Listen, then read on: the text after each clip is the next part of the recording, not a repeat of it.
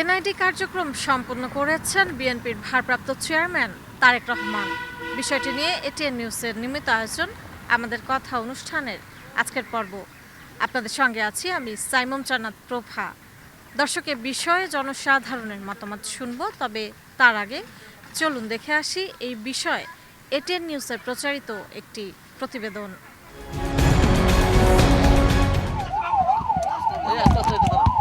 তত্ত্বাবধায়ক সরকারের আমলে প্রথমবারের মতো ছবিসহ ভোটার তালিকা তৈরির কাজ শুরু হয় 2008 সালে। আর সে বছরই দেশ ছেড়ে লন্ডনে চলে যেতে হয় বিএনপির ভারপ্রাপ্ত চেয়ারম্যান তারেক রহমান ও তার স্ত্রী ডক্টর জুবাইদা রহমানকে। ভোটার হবার সুযোগ পাননি তারেক রহমান। এবার দেশে ফিরে ভোটার হবার ইচ্ছা জানিয়েছিলেন তারেক রহমান। সেই অনুযায়ী অনলাইনে আবেদনও করেন তিনি। শনিবার দুপুরে আগারগাঁও নির্বাচন ভবনে গিয়ে ভোটার হবার বাকি প্রক্রিয়া সম্পন্ন করার কথা আগেই জানিয়ে দেওয়া হয়। তারেক রহমানের নিরাপত্তার স্বার্থে সকাল থেকে নেওয়া হয় ব্যাপক প্রস্তুতি। দুপুর 1টা নাগাদ নির্বাচনের প্রশিক্ষণ ইনস্টিটিউট ইটিআই কার্যালয়ে পৌঁছান তারেক রহমান। সেখানে ছবি তোলা, আঙুলের ছাপ, চোখের আইরিশের ছাপ দেওয়া সহ অন্যান্য কাজ সম্পন্ন করেন তিনি। এনআইডি কার্যক্রম শেষ করে ভোটার তালিকার নাম নিবন্ধনেরও আবেদন করেন বিএনপির ভারপ্রাপ্ত চেয়ারম্যান।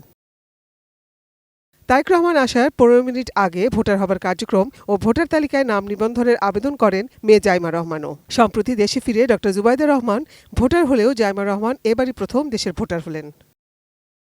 তারেক রহমান ও জাইমা রহমানের ছবিযুক্ত এনআইডি কার্ডের প্রক্রিয়া সম্পন্ন হয়েছে জানিয়ে নির্বাচন কমিশনের সিনিয়র সচিব আক্তার আহমেদ বলেন, ভোটার তালিকা আইন অনুযায়ী তারেক রহমান ভোটার হবেন। ঢাকা 17 আসনের গুলশান এলাকার 19 নম্বর ওয়ার্ডের ভোটার হিসেবে নিবন্ধিত হচ্ছেন তারেক রহমান ও জাইমা রহমান। তারেক রহমান ভারপ্রাপ্ত চেয়ারম্যান বিএনপি এবং ওনার মেয়ে জাইমা রহমান, ওনারা দুজনা আজকে ভোটার নিবন্ধন ফর্ম জমা দিয়ে এখানে নিবন্ধন কার্যক্রম সম্পন্ন করেছেন। ভোটার তালিকা আইন 2009-এর 15 ধারা অনুযায়ী কমিশনের এখতিয়ার আছে যে কোনো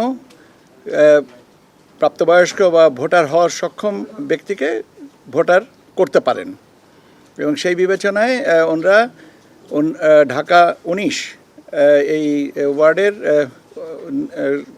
ভোটার তালিকায় নিবন্ধন হয়েছেন। ইসি সচিব বলেন, ভোটার তালিকায় নাম নিবন্ধনের জন্য আবেদন করেছেন তারা। সেই অনুযায়ী রোববার কমিশনের সভায় বিষয়টি তোলা হবে। কমিশনের সিদ্ধান্ত, কমিশনের অনুমতি দুভাবে পাওয়া যায়। একটা হচ্ছে আনুষ্ঠানিক সভা করে, আর একটা হচ্ছে নথির মাধ্যমে।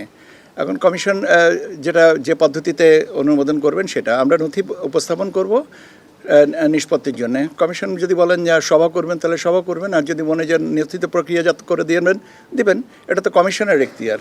ঢাকার ভোটার হিসেবে নিবন্ধিত হলেও এবার জাতীয় সংসদ নির্বাচনে পৈতৃক এলাকা বগুড়া 6 সদর আসন থেকে প্রতিদ্বন্দ্বিতা করবেন তারেক রহমান। আর সেক্ষেত্রে আইনি কোনো বাধা নেই বলেও জানিয়েছে নির্বাচন কমিশন।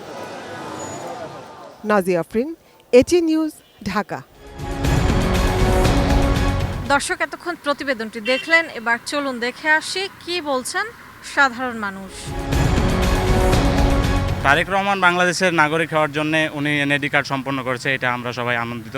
আমরা যাই বাংলাদেশের স্বচ্ছ রাজনীতিতে উনি ওনার যেটুকু সম্ভব উনি ওনার বৈদেশিক অভিজ্ঞতা থেকে এবং সব কিছু মিলে উনি বাংলাদেশকে ঢেলে সাজানোর পরিপ্রেক্ষিতে বাংলাদেশের রাজনীতিতে উনি যদিও বর্তমানে নতুন, তারপরও আমরা চাইব তার জ্ঞান গর্ব দিয়ে বাংলাদেশের রাজনীতিতে একটা আমূল পরিবর্তন আসুক, এটা আমরা আশা করি।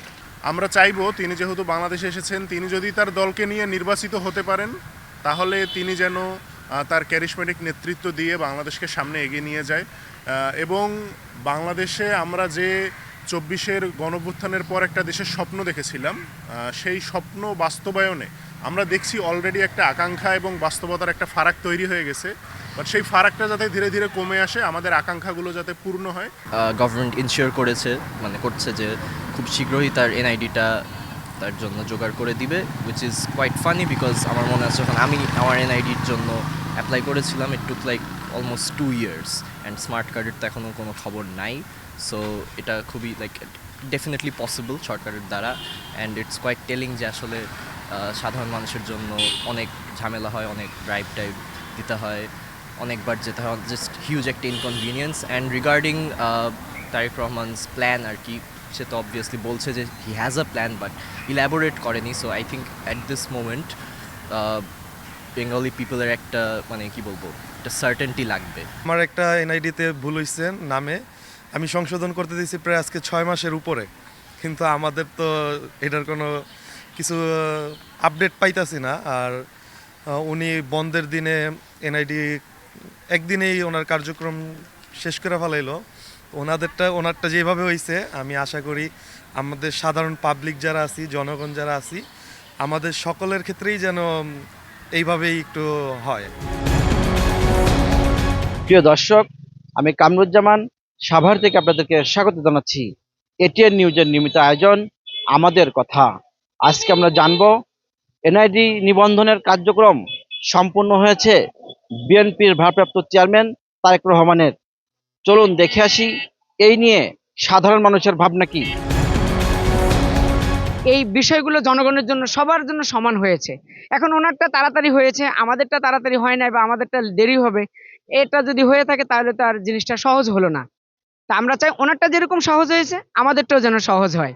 বাংলাদেশের নাগরিকত্ব নতুন করে নিয়েছেন, এতে আমরা অনেক খুশি। কারণ তিনি বাংলাদেশের একজন দক্ষ নাগরিক হয়ে এবং দেশ নায়ক হয়ে এই এনআইডি কার্ডের যে 22টা সুবিধা রয়েছে জনগণের, এই 22টা সুবিধা যেন জনগণ সহজেই ভোগ করতে পারে, তার কাছে আমাদের এই অনুরোধ। সরকার বিশেষভাবে ব্যবস্থা নিয়ে তার একদিনের ভিতরে আইডি কার্ড করছে, এটা সচরাচর হয় না। এই ক্ষেত্রে মানুষ একটু চিন্তা ভাবনা করছে যে এটা কিভাবে হলো, কিন্তু তার জনপ্রিয়তার কারণে মানুষ, সরকার বা দেশের মানুষ স্যাক্রিফাইস করছে, এই জন্য তারটা করে দিচ্ছে। এটা আমরা ভালো দিক মনে করি।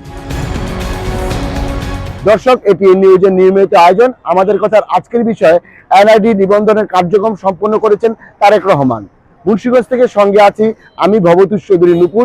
চলুন শুনে আসি এই বিষয় নিয়ে সাধারণ মানুষের কথা। জননেতা তারেক রহমান এবং ওনার সহধর্মিনী ওনার এনআইডি কার্ডের জন্য ওনারা আগারগাঁও নিবন্ধন করেছে। আজকে হয়তো তারা এনআইডি কার্ড পাবে। আমরা জানি বাংলাদেশ নির্বাচন কমিশনার আইন অনুযায়ী বাংলাদেশের কোনো নাগরিক যদি জাতীয় নির্বাচনে অংশগ্রহণ করতে হয় তাকে অবশ্যই বাংলাদেশের নাগরিক হতে হবে এবং তার ন্যাশনাল আইডি কার্ড থাকতে হবে।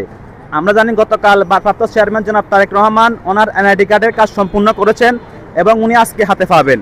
এর মাধ্যমে তার নির্বাচনে কোনো বাধা থাকবে না। উনি আসছেন দেশে এবং তার এনআইডি কার্ডের জন্য আবেদন করছেন এবং এনআইডি কার্ড আজকের মধ্যে পাবে। এর জন্য আমরা তার প্রতি এবং দেশের প্রতি ধন্যবাদ জানাই। দর্শক, এই ছিল এটিএন নিউজের নিয়মিত আয়োজন আমাদের কথা অনুষ্ঠানের আজকের পর্ব। বিদায় নিচ্ছি আমি সাইমুম জান্নাত প্রভা। দেখা হবে আগামী পর্বে। ততক্ষণ পর্যন্ত সুস্থ থাকুন, ভালো থাকুন, সঙ্গে থাকুন এটিএন নিউজের।